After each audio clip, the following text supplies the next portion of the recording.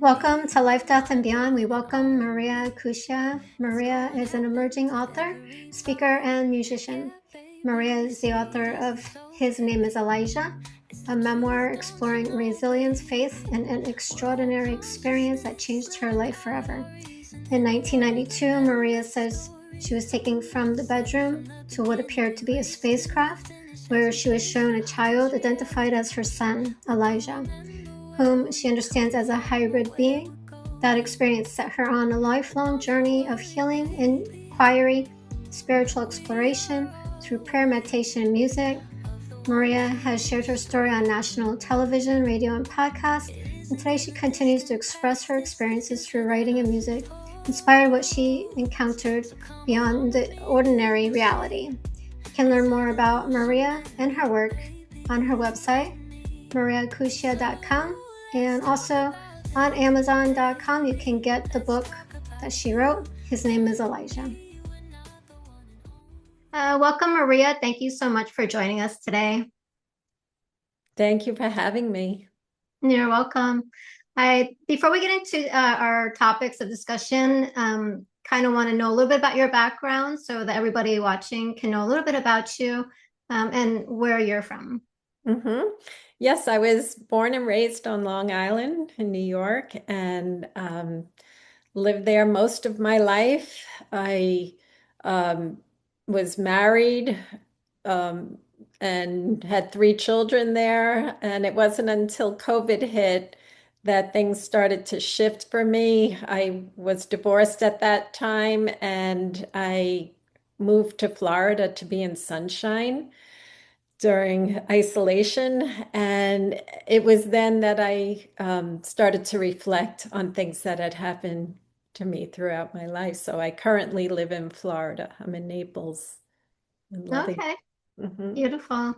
Yeah, so I've since 2010 I've kind of moved down to Florida because I had started having some spiritual awakenings. So I kind of moved to Florida as well. I love it. Yeah. That's definitely. Now, do you have any religious belief systems or backgrounds that play into this? I just, have always focused on the words of Jesus Christ, and Mhm. I basically combine Jesus's teachings as well as Buddha because I felt I always liked the Christ Buddha consciousness. Mhm. So I was born and raised Catholic, went to church and all of that, but I always had questions. So, where I'm at now is just a spiritual being, following practices of raising consciousness. I think that's what it's all about at the end of the day. Yeah, exactly. Beautiful. I love that. And would you share the story of Elijah and the abduction? Yes. So as I said, I was living on Long Island at the time. It was 1992. I was married, had 3 young girls, and had gone to bed at one evening. Everyone was sound asleep, but I was awakened at 3 a.m. in the morning, and I just remember like seeing a white light on the ceiling. And I remember just rolling over and looking up, like, did I leave the lights on? But it was very intense light. It wasn't just a light bulb. It was like a beam of light piercing through the ceiling. And I just remember looking up and then feeling intense electricity throughout my body. And I just felt as if I was being lifted at a rapid, fast rate of speed, like electrical charge, and just beaming upward. And the next thing I remember is standing on what looked like a ship, a spacecraft, and there were 3 beings standing next to me. And all I remember is they were tall and they were wearing hoods, so I couldn't really see facial features, but I do remember light, like coming from around where the faces should be.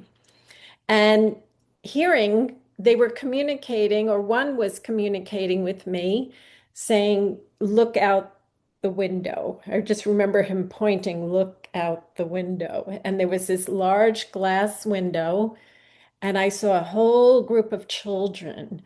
And I saw what looked like it looked like a female to me. Again, it was a bit of a distance, and she brought forth one child that appeared to be a boy. He was human-like and brought him forward. And for some reason, I just felt this overwhelming rush of love and connection with this boy.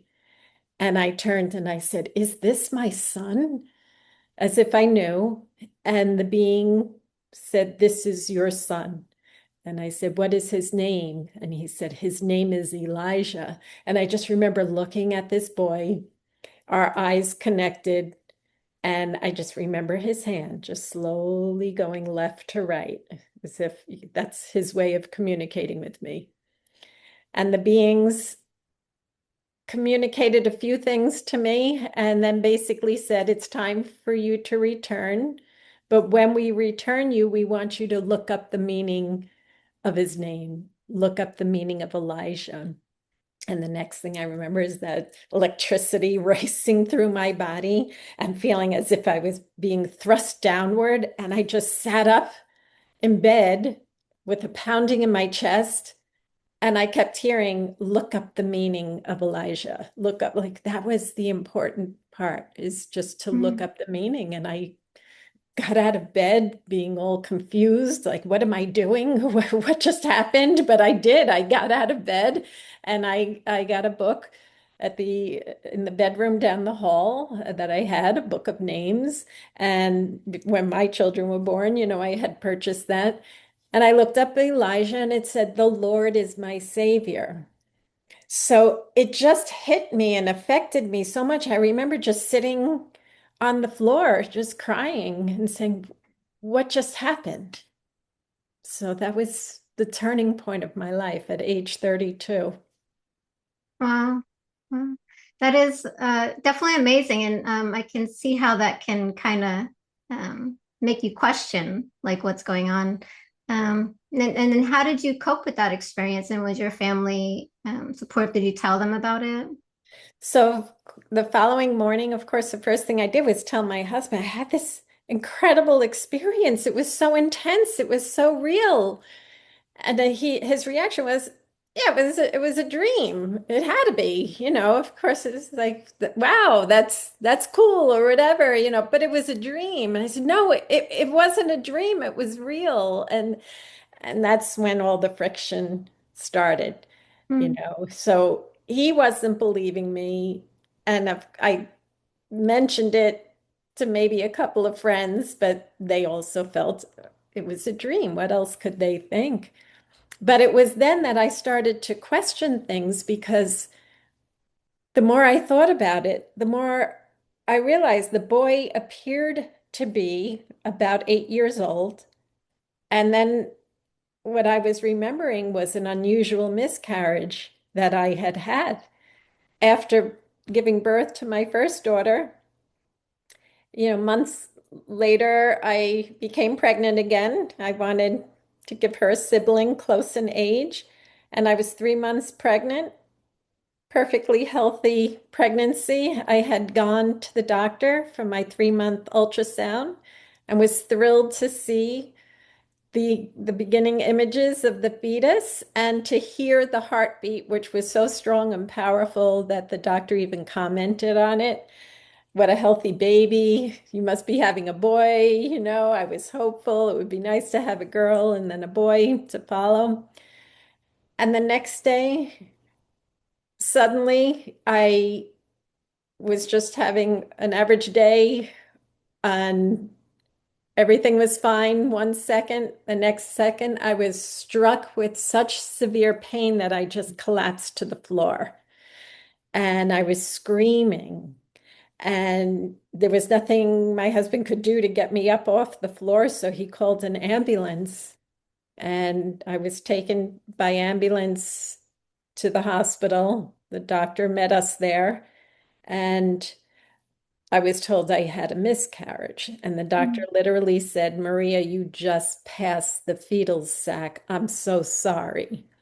So hours later, when everything was well, the doctor took care of me and he said, you can go home now. Don't worry, you're perfectly healthy.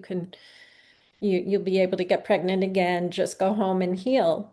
And I had gone home, and the following morning, the doctor's office called me and the woman said that the doctor wants you to get down to radiology immediately. He'll meet you there. He needs to examine you. And I was baffled. Why? Because he discharged me the night before and I had gone and the doctor was, performing a sonogram, internal, external. And I said, what is wrong? Why are you doing this? He said, well, you did pass the fetal sac, but there was no fetus inside. And he said, Mm, and due to the fact that I just saw the ultrasound, with what you passed, that it should have been in the fetal sac. So he was baffled, but he said, I just wanted to make sure it wasn't still inside you. And life went on. I just never thought about that until 8 years later when I'm shown a child. So it makes you question. hmm. And I still question it to this day. Yeah, definitely. Did you have intentions of naming him Elijah at the time, or no, you didn't really pick out names at No, that point? because I really didn't even know that it was a boy. I Hmm. did the normal thing of that's why I had the book. Yeah, I remember my husband and I used to look through the book, like look at names and pick out girls' and boys' names, but Right. never Elijah. That wasn't a name that I had chosen. Names Mm. like Daniel or Joseph, average names, but that wasn't one of our choices. Yeah, yeah. Now, throughout your life, have you had any like feelings that maybe something, some kind of invasion, sexual abuse had happened to you, like just like a knowing or an intuition at any point? Well, I did have an experience where this is after I had given birth and, three daughters already at this time. So I was experiencing cramping, severe cramping. And I did feel that there was something inside me that didn't belong. I also remember hearing it was more than a thought. Mhm. We feel things, we think things, we have intuition, but this was actually like a voice communicating with me.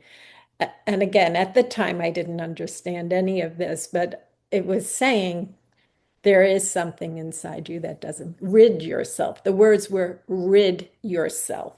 And I did go to the doctor. He examined me. He attributed it to the fact that I had a toddler at the time, and she always wanted to be lifted, and I was picking her up and taking care of my other daughters. And so he said, you're straining yourself. Mhm. So he prescribed some muscle relaxants and said, just try not to lift her as often. And for a while, I thought, okay, that makes sense. But then it just got more intense. I kept hearing the voice, rid yourself. Something's inside you that doesn't belong. And it got to this point where I frustrated the doctor. I said, I want you to perform a laparoscopy on me. He said, what are you crazy? Why? You're healthy. You don't need it. He did a sonogram. He said, there's nothing wrong. You're perfectly healthy. I said, no, you must do it. And I just pleaded with him and he finally gave in. He said, okay, maybe there's some fluid. You could have a cyst. He said, so I could explore it further that way. You'll go in the morning and you'll be discharged by the afternoon and we'll get a clearer picture. I went in the morning and I woke up to the words, Maria, you had major surgery.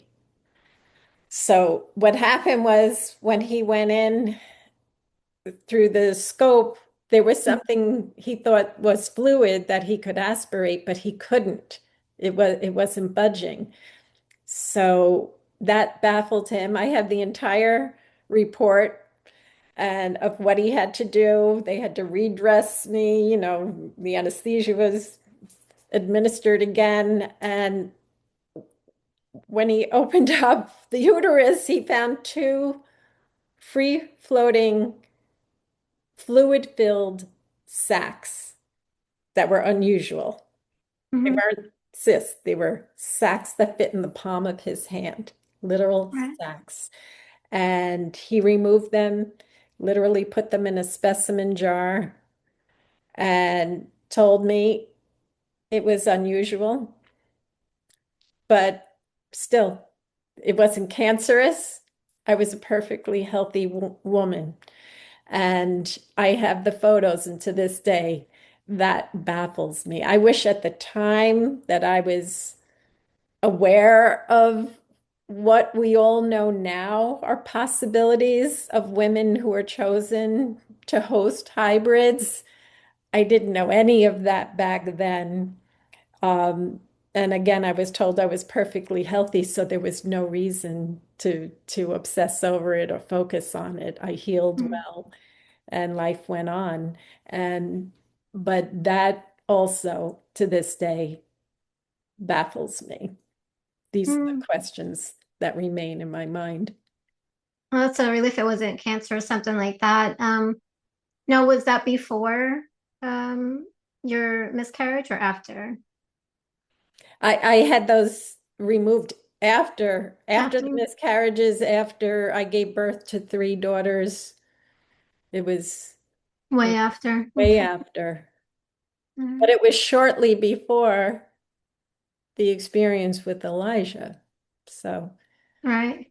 Okay. Just trying it to was get an idea of the around that timeline. time. I know, I know. Yeah. That's the whole thing. It's like that's why I was putting all my journal entries when I came to Florida. I was focused on looking at all of my journal entries and the doctor's report and things that were happening in my life. And when I put it all together, because that wasn't even clear in my head at the time of, the timeline, like you're asking me. And it wasn't until I started putting everything together in a memoir that it just kind of, I don't know, there's a whole pattern, there's a whole sequence of events that is leading to something, Mm.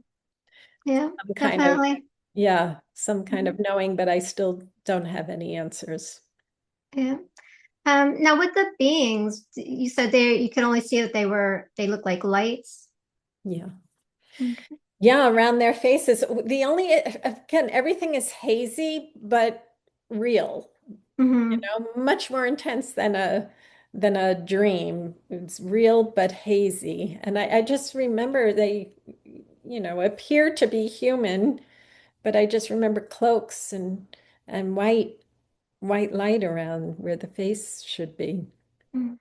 And when they spoke with you, was it more of a telepathic or did they physically like talk No, to you? it was definitely telepathic, Telepathic. but strong Mhm. that I could hear. Right. Right. And do you remember what like the surroundings looked like at all It that just in made you my feel like it mind, was a ship? yeah, in my mind, it's just like, control panels, like a typical spacecraft, Okay. how we would imagine one to look like, but large glass window. That's what I remember. Okay. And did you feel fear at any time or was it just love? With that, I did not feel fear. I felt Mm. confusion, but yes, love and connection. I have not, I have said the name Elijah every single day since. There was so much that I did so that I would have to say the name. The name and the image in my mind is permanent. Right. Yeah. Yeah, and kind of reminds me of one thing, like, and I don't know if this was a portal or an abduction that I had gone through. Um, and it had to do with a white light. I was driving up in Pennsylvania and it was a really curvy road.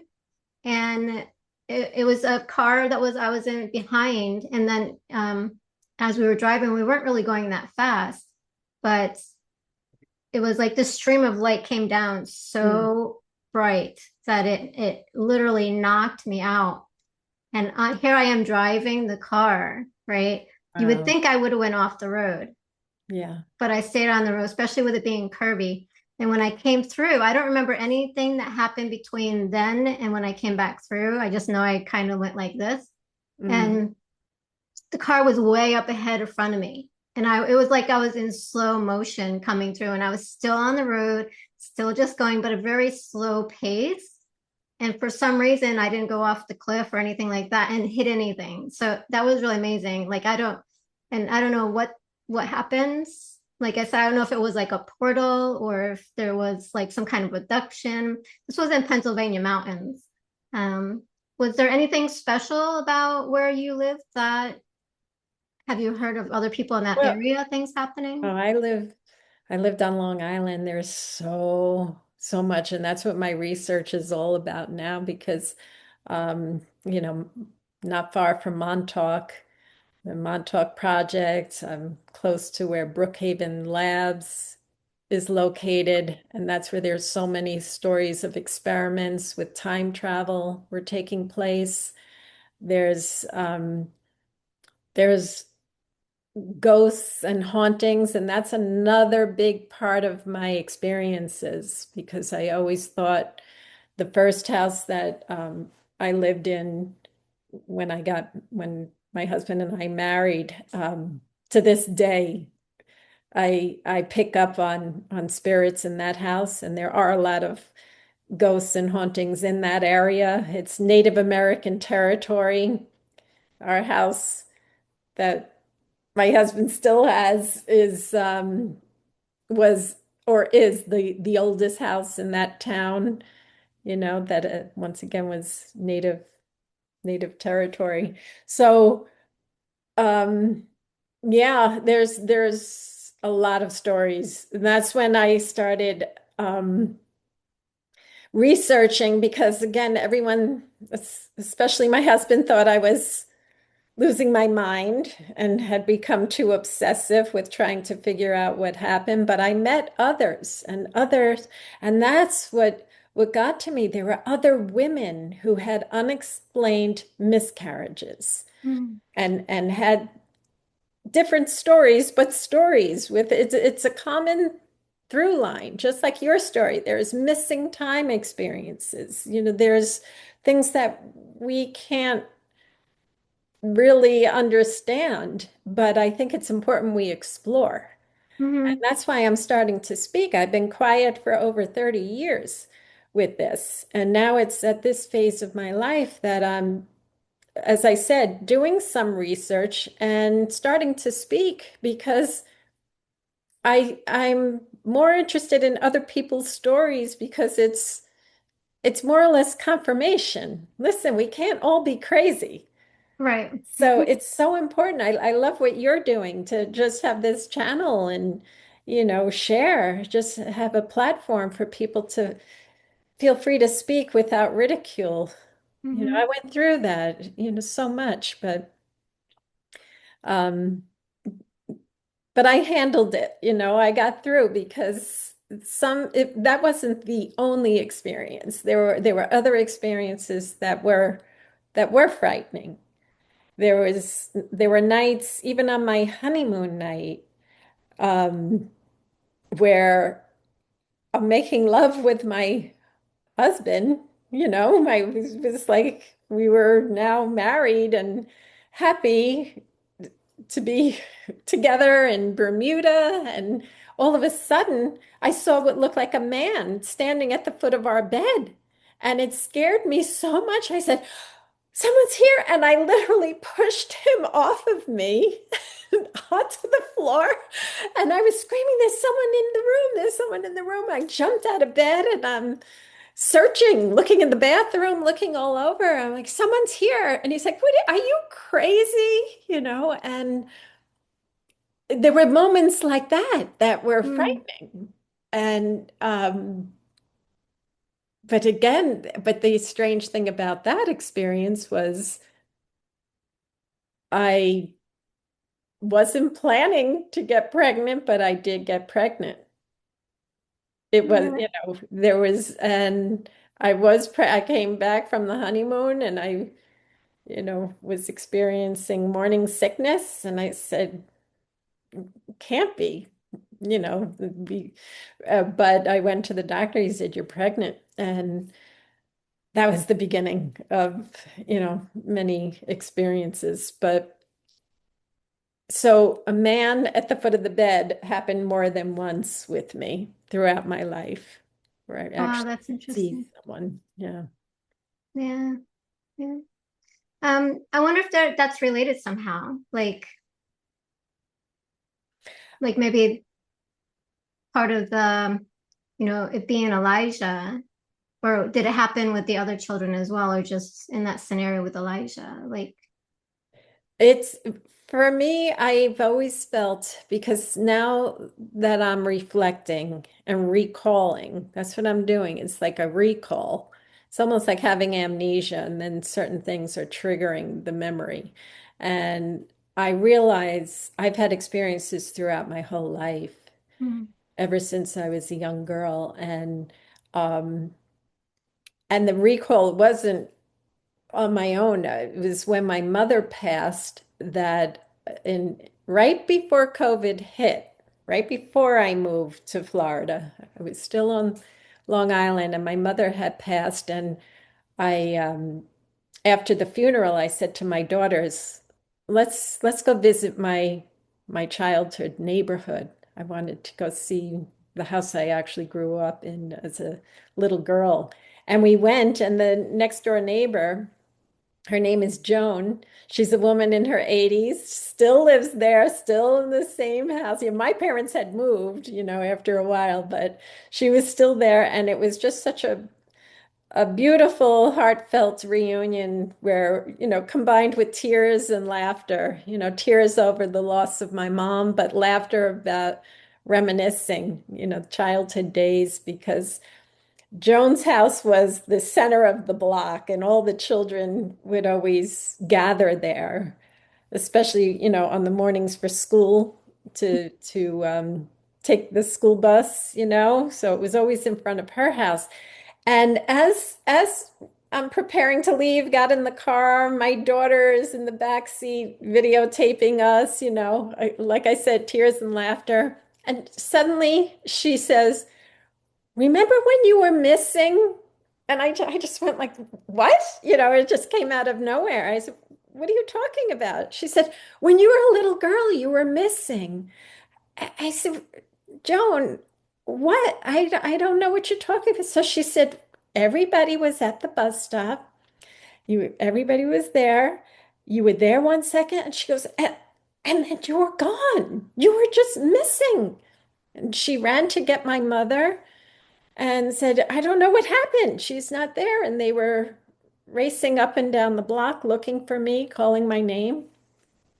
And then when they couldn't find me, my mother ran into the house to call the cops. And just as she's about to reach for the phone, it rang. And it was the neighbor around the block, all the way around the block, who said, your daughter is here and she seems lost. mm, She's she's with her school bag and lunchbox, and she said, I asked, Maria, what are you doing here?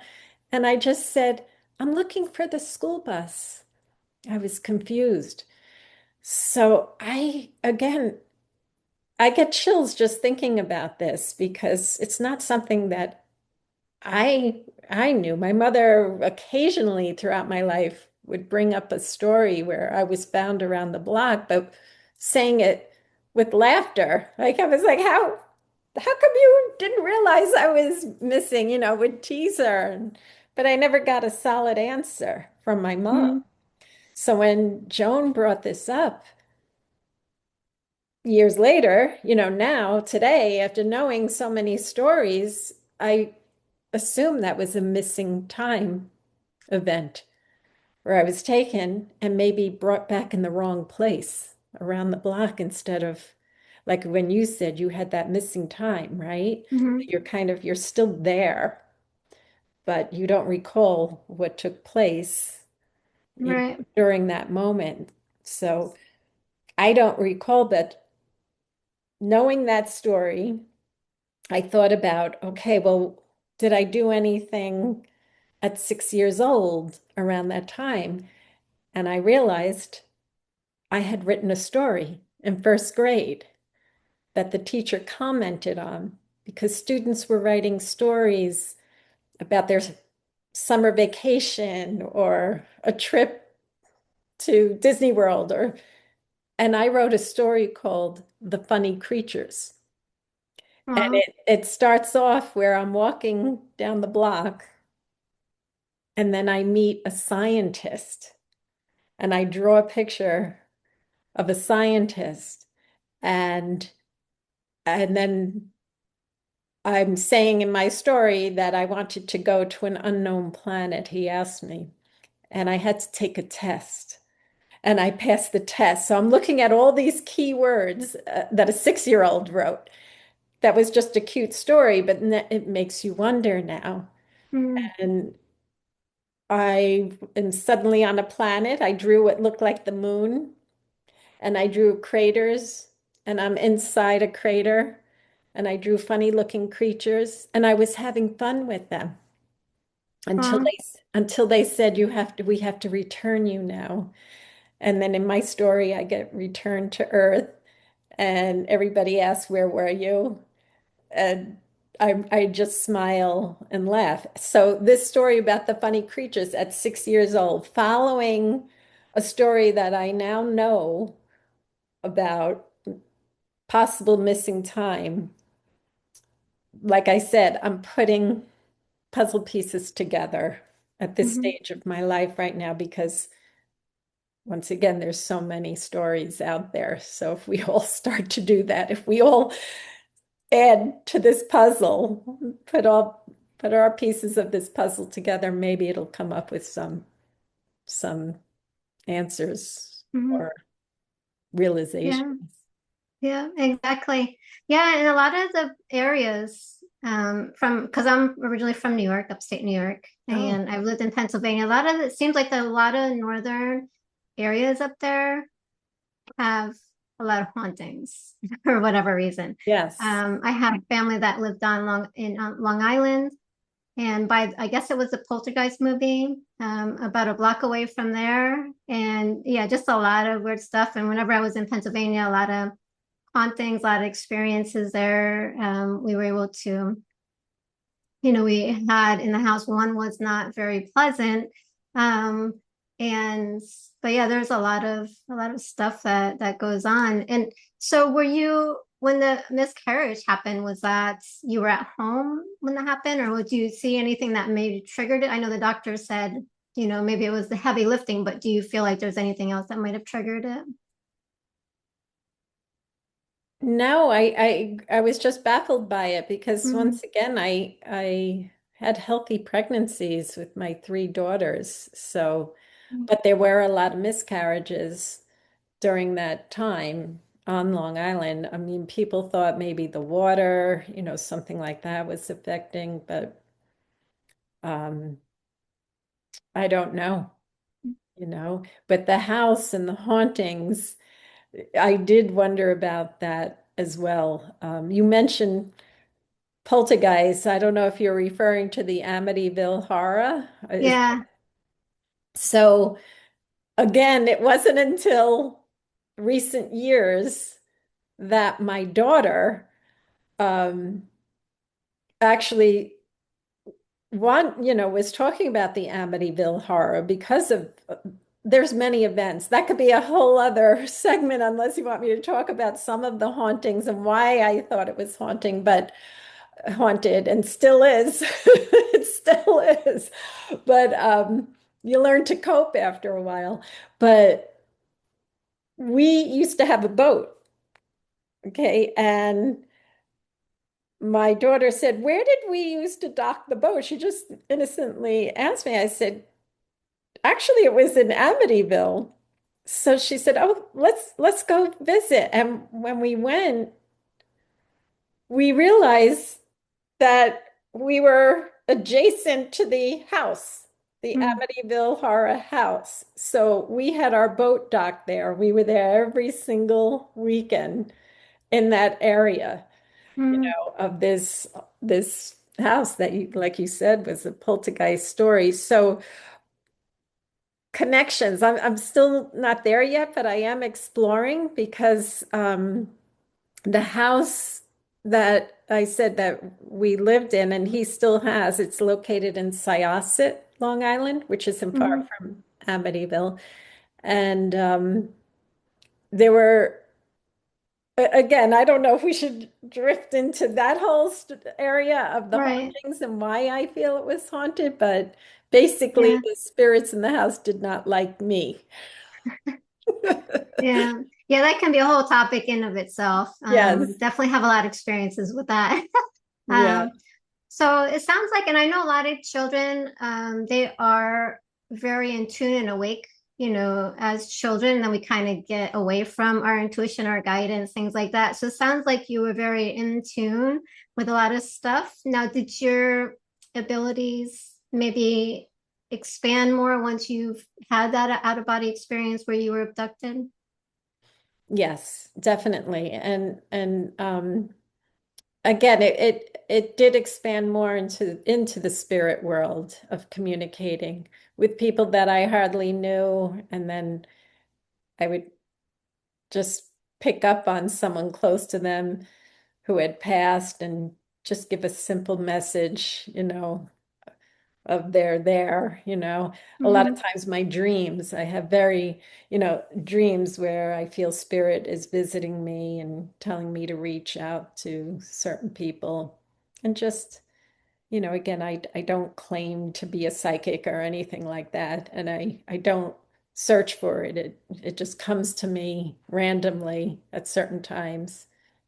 But Hmm. that is what happened after I found that more. I had some of it as a child, like I sensed when my grandfather was going to die. I knew it. I knew it. I was crying. My mother had to pry me away from him. I didn't want to let go. He was leaving for Florida. He was a snowbird, so I just said, no, I'm never going to see him again. And I got yelled at for that because of the way I was carrying on so intense. And a month later, we got the call that he died in Florida. So, yeah, things like that um, happen. So I had it at a young age, but I think it be in, intensified more after the experience with Elijah. Right. Um, Now, with the research that you have done, have you looked into near-death experiencers as Oh, well? yeah. Yes, I definitely relate to people who have had near-death experiences because that's what it feels like. It's not physically having a sickness or an ailment that causes you to die temporarily, but it's equivalent. The Hmm. experience, it changes you. It has an effect. Hmm. It's entering a different realm and coming back, feeling like you have a mission, but you're not really sure what the mission is. I still struggle with that, but and this is just beginning for me to be speaking openly like this, but Yeah. And you said they did tell you a couple things. Do you remember what that was, or what do you just remember them telling you to look up the name Elijah? one of the major things they said was that I had to compose music. Now, at the time, I was a piano teacher. I had a studio in my home because I wanted to be home for my children. So I was a classically trained pianist. And so I played piano, but I never composed music. So I was confused by that. But they said you will write and compose music. And I said, how? That's not what I do. I remember being baffled. And they said, we will send people to you, or, I would be helped. And again, I was baffled by this. What does that mean? What am I supposed to do? What am I supposed to do? But I, I basically, after the experience, when I wasn't getting help searching for answers outwardly, I turned to prayer and meditation. So I began praying on a daily basis, like deep prayer and meditation. And I suddenly started to hear sound and vibration in my mind, Mm, but nothing I could mimic on a piano. It wasn't acoustic sounds. It was vibrational sound, like sound waves and a feeling that I would get throughout my body as I was hearing this. So I eventually purchased a synthesizer, which was fairly new back in the day, you know. mhm. But and I didn't even know how to operate a synthesizer, but other piano teachers that I knew that, this one guy said, "Oh, I could help you with that." So it's like people started saying, "Oh, I could help you if you want to learn that." So I had help learning, and I then was focused on being told I had to compose music. You know, maybe I can transfer what I'm hearing onto this. And I used to get up in the middle of the night and go down into the studio, put on headphones, pray, meditate, and literally just close my eyes and play what I was hearing. So that led to me recording, learning how to record, and which led me to testing it, let people start to hear it. People asking, how do I purchase this? How do I get it? I love this. And which led to me starting a record label. And it was called Beautiful. Elijah Records. And my music was Music for Healing by Elijah. So I felt like I was communicating with Elijah through sound and Mm, vibration because it was emitting emotion. So right. it was the way I felt and still do feel that that's the form of communication. Mhm. As another message was that music is the universal language. So that's how so if it could evoke emotion between two people, that's the beauty of it. Right. And you're still creating music? Well, because I moved out to Florida and I kind of purged everything, I don't have my keyboards. I don't, I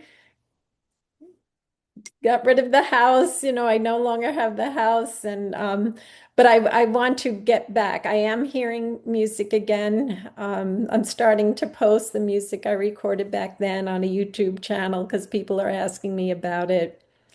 And it's everything is so new now because I used to record it started on cassette tapes, then I went to CDs. Now everything is electronic and downloadable, so it's a process for me. But I definitely am hearing it again and Mm, want to start beautiful. recording again. I will. Yeah, yeah, definitely. Yeah, I kind of checked out some of your uploads on the YouTube channel. Oh, I you really did. like them. So yeah, hope Thank you. definitely support you continuing that journey. Thank you. I think it's important, a lot of near-death experiencers, I didn't have that. I had a near-death experience. I didn't hear the music. Um, I had a life review. I was on the other Mhm. side and chose to come back. I didn't hear the music, but it was like I knew about everything else that they pretty much talk about, and like kind of like what you're saying, telepathy. They use telepathy there because obviously it's a different. I don't know how to really, the words escape me because it's like, how do you really put it into words, your Right, experience? And I think right. that's a lot of things with the near death experiencers is how to get it verbalized, right? So Yes. it's like a different reality in a sense because like if you don't have a body, like you're not really talking, you're using telepathy. And so I had that experience, but they do talk about the music and I never heard of it while I was on the other side.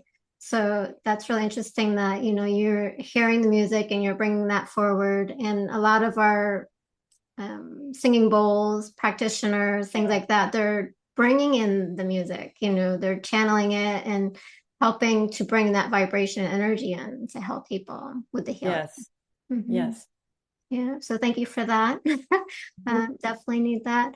I also kind of wanted to talk about like because the near-death experiencers, it does seem to cross over with what you had as your experience, and one of mine when I went from here into the void. Have you heard about the void? No.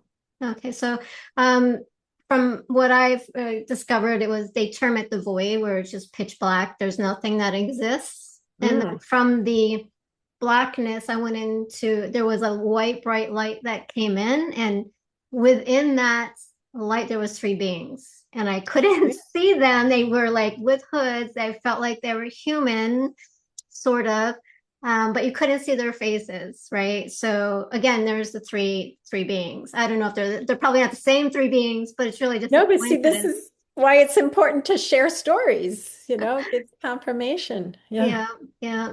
So Wow. yeah, that's why I like when I seen your story, I was like, oh, that's really cool. Let's kind of talk, have a conversation. So yeah, that was kind of similar. And then yeah, the telepathy, the sounds. So it really does cross-reference in your that experience.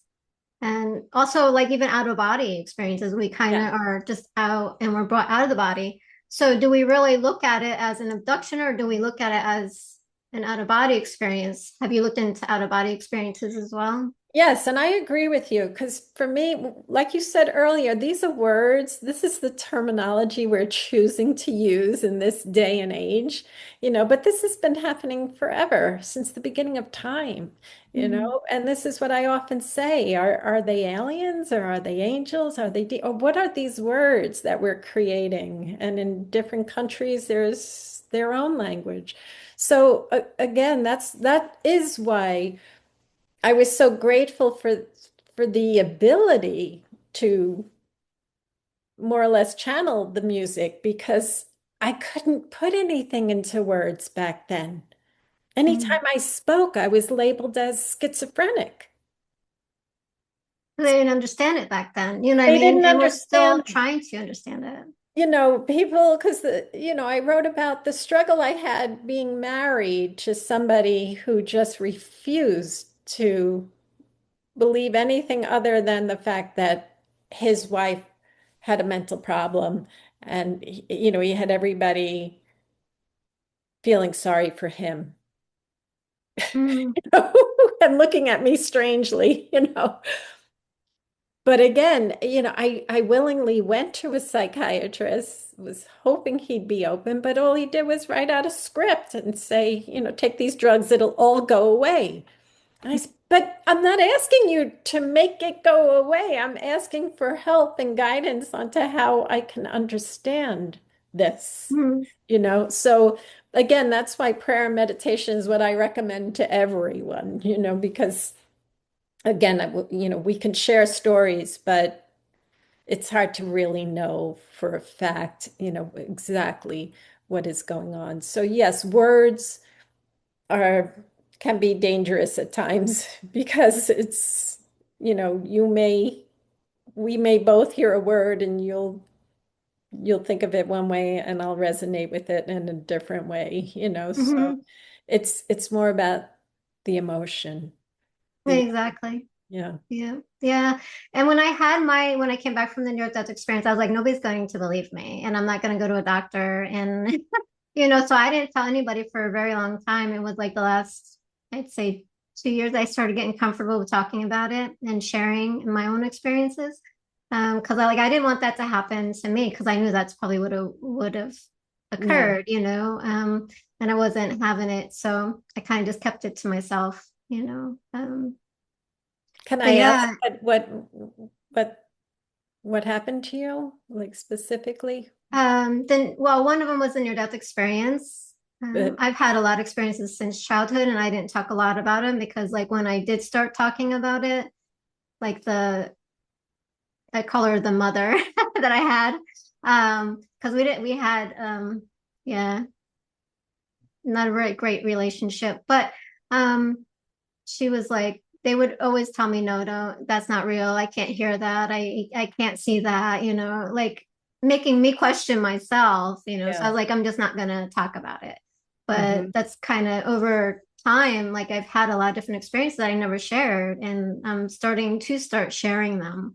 And so the especially with the near-death experience, coming back in, because when I woke up, there was a being which appeared as an angel lying next to me. Wow. And like for me to sit there and say that to somebody, they're gonna be like, "You're crazy," especially during the time, because like we're now in a great awakening, and a lot of different experiences are coming out, near-death experiences, stories, the unveiling of the aliens, things like that. Right. So it's a Hmm. great time to talk about these It topics, is. I agree. Hmm. Yeah, yeah. So definitely. And I also kind of wanted to share this since we're on the topic. So when I had my second son, I was going for the ultrasound Hmm. and I wanted a girl, right? Because my relationship, like I said, with the mother really wasn't that great. And I wanted to have a relationship with a child that was a girl to make it a good relationship, like have it play out the way that I would want to Yes. have had it done, right? So, like more loving, more caring, open conversation, expression. The ultrasound showed a boy. So, although I was acceptant of it, there was like this deep um, sorrow that Mm. just flooded. And it was like I don't know whether you want to call it my inner being, my soul being, whatever you want to call it, that inner expression of wanting to have a girl and didn't get the girl, but it was a boy. For something, there was like this knowing, like it was really interesting. And just all these emotions erupted. It was like I felt like it was an end of a lineage, right? That was Mm. coming. So there was also grief in there. There was a lot of stuff that was just coming up, because having a girl, in a lineage represents passing down certain lineages through that Right. history. Do you know what I Yes. mean? So it was an ending because a lot of my prior family had girl, boy, and here I am having two boys. So that was Yeah. almost like an end of a lineage per se. Hmm. Um, so anyway, um, yeah, I just had this overwhelming like grief and cry and sorrow that just welled up from wherever. I don't know where it came from. But anyway, fast forward, um, I think it was last year or the year before. It was like I had this out of body experience, and this is very similar to your experience. I didn't go into a white light, but I was standing next to a being, right? And they were showing me this, it was like this being and me watching this play out. And it was like me watching this mother with this daughter. And I was Oh, like, who is that? Why are we here? And I was looking at this being asking, and same thing. This is my daughter. wow. I have goosebumps. Yeah. Yeah. And I woke up in the morning and I was like so filled with joy and bliss. Oh, And it was like this thing. And it was like real. And so, yeah, that's another reason why I invited you on because it's very similar. Though I don't yeah. have like this think or feeling that of abduction. I just know that I was next to a being viewing this other life happen before me. So I don't know. I maybe It point has an effect. That's all I could say. It has such a there's profound meaning there. effect, Yeah. and that's beautiful. Like it's a Hmm. knowing, and it's what it all means. Again, it's hard to put into words. Yeah.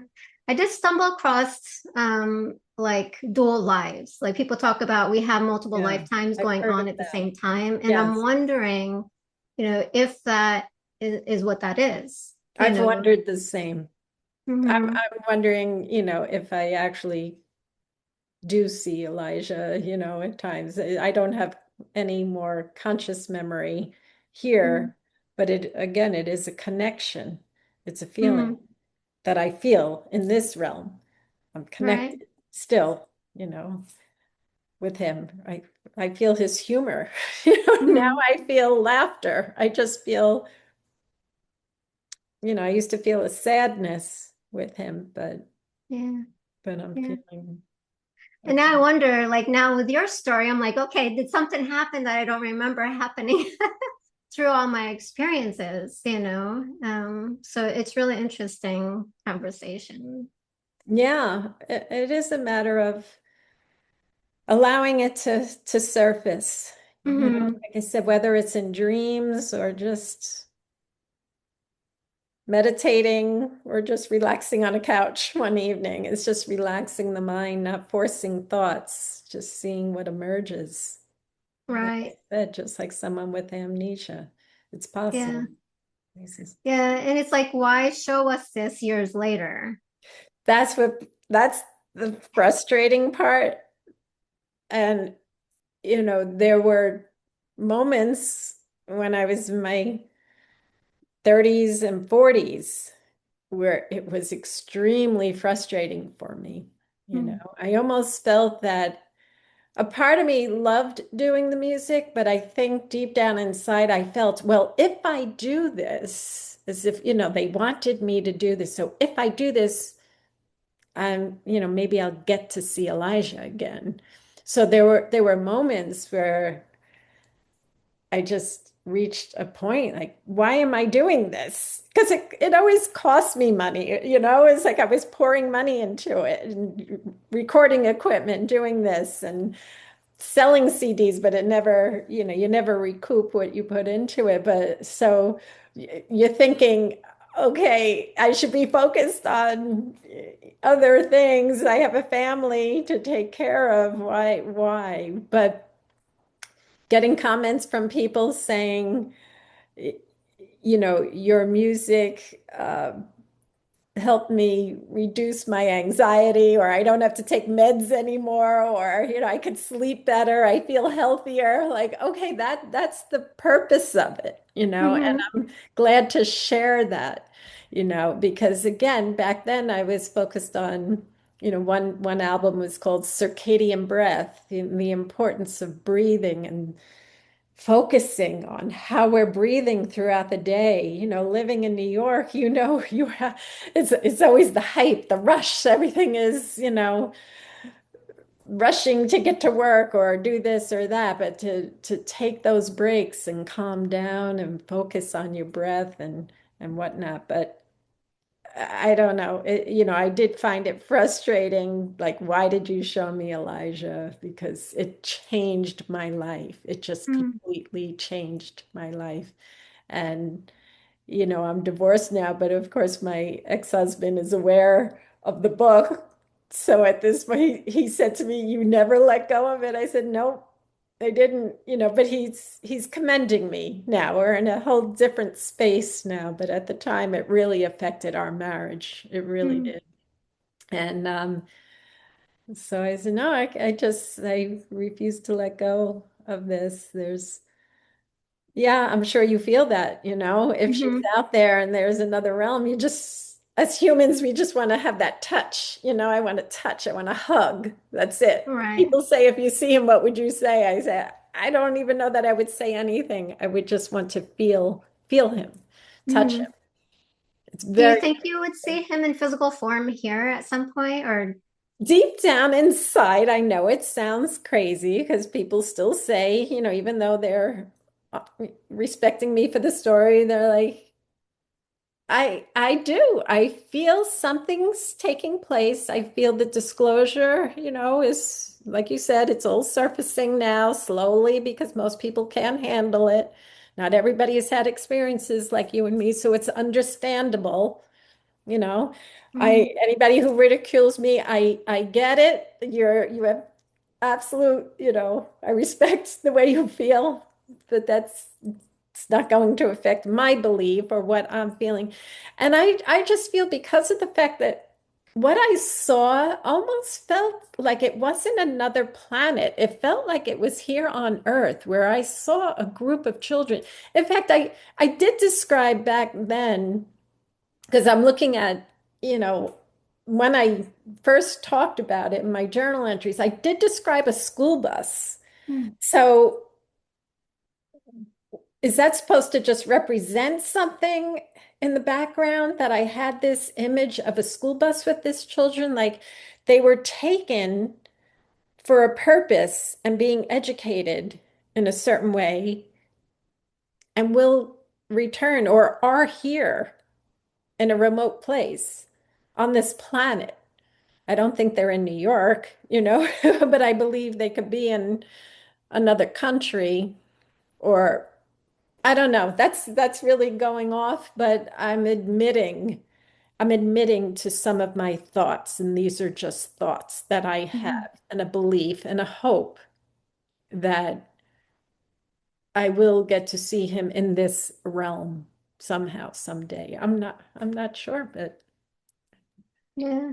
Well, I right? know like there's a lot coming out, as far as, UFOs, aliens, things like that, but they all start talking about advanced humans. And I just recently saw something about where they are actually training people, whether that's them or not, but like they're putting on blindfolds and they're helping them to develop their innate abilities, like psychic abilities, telepathy. And so this is a whole thing that's going on somewhere. I don't know where they are, where they're located, in this realm, not on a beyond realm, but they're actually doing that, helping them to develop their capabilities. Yes.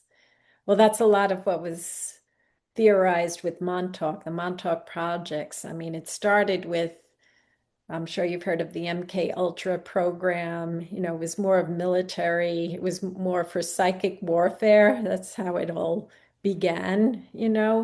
But I think the other projects had a lot to do with children to develop their psychic abilities, which we all have and we're not utilizing. So I think that's so is that negative or is that positive? We should be using and Mhm. developing our conscious abilities more. I know that I need to enhance it more. I'm very grounded with these experiences that I talk about, but I feel like I should maybe work more on developing my psychic capabilities because Mhm. um, I'm really not taking the Yeah. time to do that. But so with the children, and I do think children are are developing in a much more rapid pace than children who are born today are Mhm. so are more advanced psychically. And is that a part of a hybridization program that's taking place, or is that just natural development and growth and evolution? Right. Yeah. Mhm. And about 3 years ago, I was taking a walk. I call them downloads. Yeah. One of them was actually about we're having more advanced beings come in, Hmm. and they're going to align more with the energy of Libras, right? To bring in balance, things Hmm. like that. So yeah, is it part of that? So who really knows? You know, Yeah, and then who's behind that? Is this man doing this or spirit or natural part of God's ultimate plan? I don't, it's kind of, I mean, look at Chat GPT. It's just Mhm. blowing my mind. So Yeah. how, you could choose a personality type for chat, and communicate with everyone on an individual basis. Like how does all of that work? Who's behind that, or how is that information to create it, as you said, downloaded into a human in Yeah. order to develop it? So, Yeah. so many Well, they questions. definitely have a lot of access because, like, if I get downloads, like, I mean, there's access to a lot of stuff that maybe if we're not in tune, that we're not receiving, but when we are, we can receive the information. So like after my death experience, like I didn't say anything to anybody, and I didn't have anybody to talk to. I felt like I was like in like prison somewhere, I Yeah. couldn't say anything or talk to anybody about it. I didn't know anybody because nobody was open to it. And so I found moving forward that, meditation started coming into my life. Like somebody came in and taught me meditation.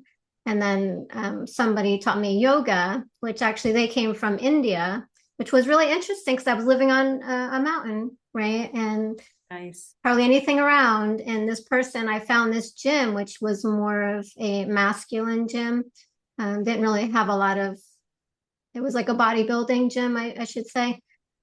So I was like, well, let me go there. Maybe I can get some, you know, workouts in, things like that. Because I felt like guided, like I need to start taking care of myself after that experience. And so I started going there, and then I was there like two times or three times, and this one lady came in and taught yoga there at a gym that was for muscle building. And I'm like, Yeah. what's the odds of that? Right, And right. she just left India. She was taught yoga, and she taught yoga, and I had an emotional release, huge emotional release, right? And I don't know what happened to that. And then the second time she taught, I was out of my body, hovering over my body in this ball of white light, looking down at my body. And I was like, oh no, I shouldn't be out of my body. I heard this thought and I went right back into my body. So a lot of things happened after that, which I mean, I've been finding terms and ways to communicate it that I've never knew anything because before then I felt like I lived under a rock. Nobody around me knew anything, or it's really interesting, you know. Yeah. Um, and Yeah, then but that's like you said, so people start entering your life like unexpectedly mhm, and yeah. it's And like a it's important guide. what you said. You have to tune in, meditate, turn in, because a lot of the doctors aren't going to know it, understand it. We can't go to the doctors and talk about it because they're going to think we're nuts or something, Right. or it's not happening, and they'll come up with give you medications, things like that. So yeah, um, but definitely, it's always a good idea to just turn in and start meditating, like you said. Yes. Hmm. What about, so you have two sons, you said, two Hmm. boys? And how do they feel about all of this? I haven't really told them. No, Really? You, aw, I have not told any of them. If they find out it's through this, and I've been writing a book reluctantly. I haven't really put it out there because, like I said, it's only been like the last 2 years I really started talking about these things, and okay. putting it out there. But yeah, Did they ever show signs of any kind of intuition or psychic awareness or oh yeah, definitely. They're very aware and open. Yeah. I'm sure they'll be Hmm. supportive of you once Yeah. you should Yeah. communicate Well, it. it'll come to a point, I'm sure. Yeah. It will. Yeah, yeah. So, My but daughters, they had experiences also. That's why I'm asking when they were young, and that also gave confirmation for me that something was taking place, you know. mm, And I do think there is an interest between mother and child love, you know. mhm, And so now as adults, it's my daughters, my middle one and my youngest daughter, they're the ones who have encouraged me to start speaking, you know, because they they agree it's important, you know. And my oldest daughter had more of the fearful experiences. Her experiences were so typical of the grays who appear in the bedroom at night. So she has a difficult time mm, speaking about this, talking about it, but she's supportive of it. And you know, she's telling me that it's hard for her to read the book that I just published, but because it's bringing back too many fearful memories, but she's so happy um, that I am speaking, and she's slowly starting to be able to discuss it with me. But that's that's good. why I asked about your sons, you know, if he had, if they had anything that from childhood that may have frightened them Mhm. because of not understanding it. Yeah, I know my youngest. my yeah, my old, well, yeah, my youngest. He he would have nightmares. Mm. And for whatever reason, I don't know, he would wake up multiple times throughout the night, like screaming and crying and yelling. And we could never figure out what it was. And it was like, is it just night terrors or what's going on? Um, and like he said one time that he had seen somebody outside the window trying to get him to come outside Wow. in the middle of the night. And I'm like, something's not right. Yeah, Something's up here, and that was kind of something. But yeah, um, but my older one, he's been open. He says I see spirits and things like that. So I know they're pretty much open as well. beautiful. Mm-hmm. Yeah. So, I just saw, are you familiar with Whitley Strieber and his story, and his mm-mm, book Union? no. So it's more, on the male side, men who have experiences. So he he just he has very good books that actually helped me at the time because he had just come out with it during that same time period when I had my experiences. And at first I wasn't sure if it was good that I read his book or not good that I read his book, because was it affecting my Right. perception of what was happening to me? But so now it's funny because now he's speaking more. He has a program, a podcast, and he just did a documentary, which I just watched yesterday. And it's very interesting because that's the whole thing also. He had experiences, but his son also had some experiences. So he never wanted to talk to his son about it. He didn't want to influence it, but he didn't want his son to think he was going crazy so how do you approach that with children when you're having Mm-hmm. experiences and you feel that your children are? So I never wanted to say to my daughters, oh, that was just a dream, or that's not real. I never said that. I just let them share the stories with me. And And I think that's important, right? We shouldn't, crush that because we don't really know. I mean, we right. only have an idea of what we think from our own experience. And Yeah, mhm, yeah, exactly. definitely. I have a couple questions. So I wanted to kind of jump back into when you had the miscarriage. Was there any DNA testing done or anything like that you Mm, know of? No, nothing, nothing. It was just, I was young at the time. I was a woman in my 20s and, Hmm. just told whatever the doctor told me. I just listened. So he just said, let your body heal. It was unusual, but you're fine and you'll get pregnant again. So there was really nothing specific Yeah. about it. Yeah. So I was wondering if they would have done any testing or anything like that, or just kind of been like, oh, well, these are, blah, blah, blah, and then rhythm. But yeah. And then did you have any like regression sessions that maybe to help you to find out anything that did take place to make sense of it? So there was, I had, um, this is before the Elijah experience. There were things happening, like I said, more on the haunting side with the house and experiences I was having that were very intense. But it made me question past lives because that was like a thing back then, to explore past lives. And I was talking to a girlfriend of mine. She said, "Oh, I have a flyer of a hypnotherapist who does past lives. For some reason, I felt like taking the flyer." She goes, "It's meant for you." She handed it to me because it was just a casual conversation. And then I said, "All right, well, maybe I will explore that." It was new at the time. And I went for past life regression. And it was just, some things came up.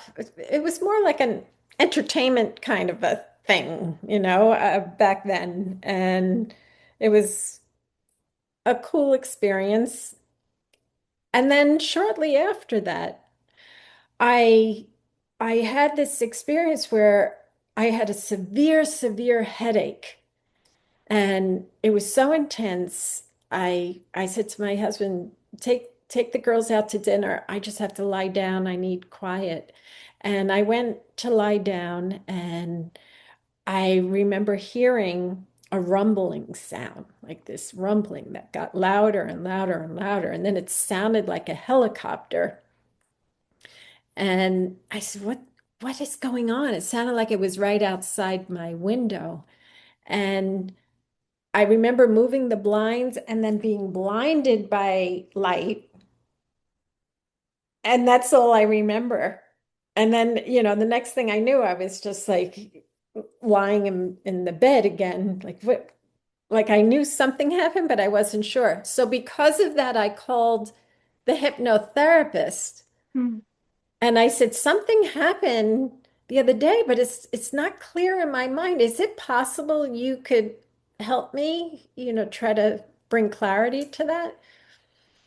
And that's when I went, and it's so hard for me to talk about it. I have the cassette tape, I have the recording where I basically describe, because he brought me back to the moment. Okay, you're lying in bed, you hear a noise. What happens next? And I say, I open the blinds, there's a white light. And then I say, I'm going up, I'm going up, I'm going up. And you hear my voice going, I'm going up. And then I say, I'm on a table. I see, again, I don't really talk about this, but um, I'm on a table and I'm being examined. But the point is, I had gone to a hypnotherapist and it frightened me. So I had one more session after that, which was horrific. Mm. And that was all I did with hypnosis. I don't want to go there. And is that going to be in your book about the I I hypnosis? I I did explain it. It was easier to write than to speak about. Yeah. Okay. So it's in there. Yeah, it was not pleasant what I went through even after that with the hypnotherapist, because things happen that again makes you question, because there's that other side of it. There's the beautiful side that you and I are sharing, which I love to speak on that level, but the other side is more human based. And I did then, even after that experience, because I started to explore, because the hypnotherapist was starting to turn me on to the knowledge of UFOs and abduction experiences. So I started to explore all of that. And once I started doing that and speaking more about it, I suddenly get military helicopters circling my house, white vans watching, like intimidating me. Mm. The phone calls, the threats to keep quiet. So there's that other side of it, um, which is why I did not have good experiences with hypnosis. And because of that, I'm I have no interest in risking going through all of that again. So there's definite stuff within me that's suppressed, but I'd rather it surface naturally in a healthy way rather than Mhm. forcing the memories with somebody who may be 100% qualified and skilled, but um, it's just something I'm staying away from. Right. No, totally understandable. Like if they're going to, do threaten you, in those ways, you kind of want to protect yourself, but definitely at the same time important to talk about at some point. because what do they say? If one person has a question, somebody else is going to have that question too, or somebody's been through something, Yeah. somebody else is also going to be through it. And it can help somebody as well. And that's part of why I'm doing what I'm doing, sharing my experiences, Hmm. hoping it might help somebody or, make sense of their experience, can put two to two together or come to peace with it. And so, Yeah. yeah, yeah. So definitely. Is there anything else that you'd like to share that we haven't talked about? Um, I just thoroughly enjoyed speaking with you. And once again, this is the point, to be open and sharing. Mm-hmm. Yeah, Yeah, it's definitely. just, the music is what healed me, I believe, when I first had these experiences. And now writing, I'm finding very therapeutic. And I think anyone who has experiences like this, channeling it into a creative craft is just so healthy, Mm-hmm. whatever that may be, turn it into something positive if you're frightened by it. And that's what I did. And like I said, yeah, I hope to, a book two is in the works now. I'm continuing this story. It's reflection and remembrance. And I'm looking forward to eventually getting back into the music as well. Not there yet. Perfect. Mhm. Well, thank you so much for doing that. And if somebody wanted to check out your website and get your book and listen to your music, where could they go? Yeah, it's just my name, mariacuccia.com. And Cuccia is Cuccia. And all the information is there. There's links, there's tabs. There's a tab for the music. There's a link to Amazon for the book.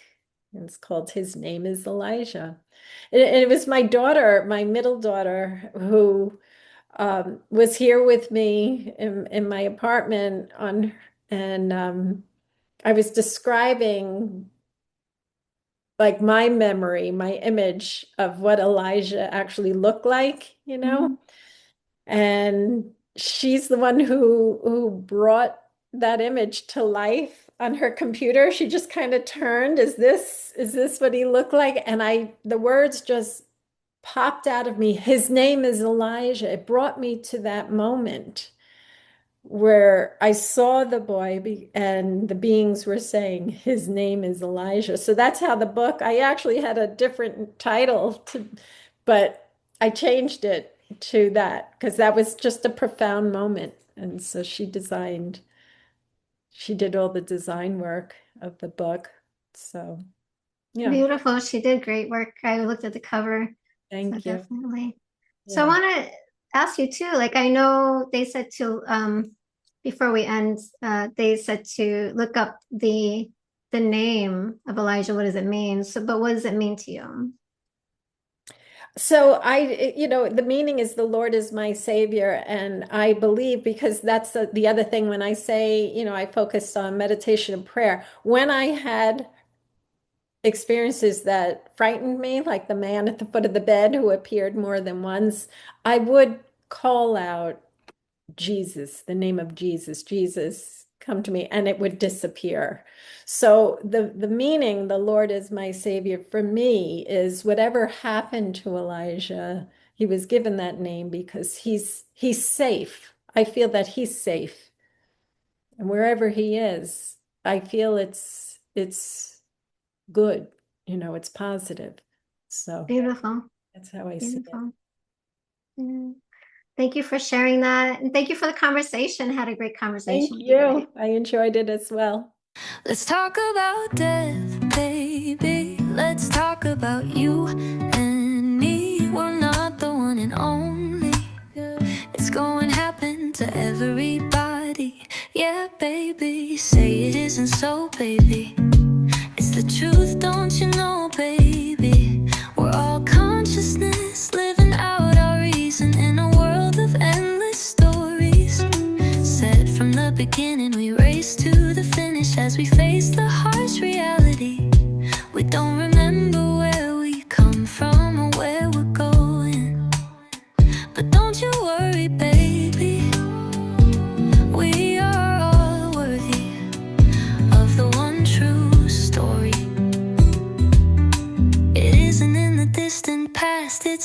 picture that unknown.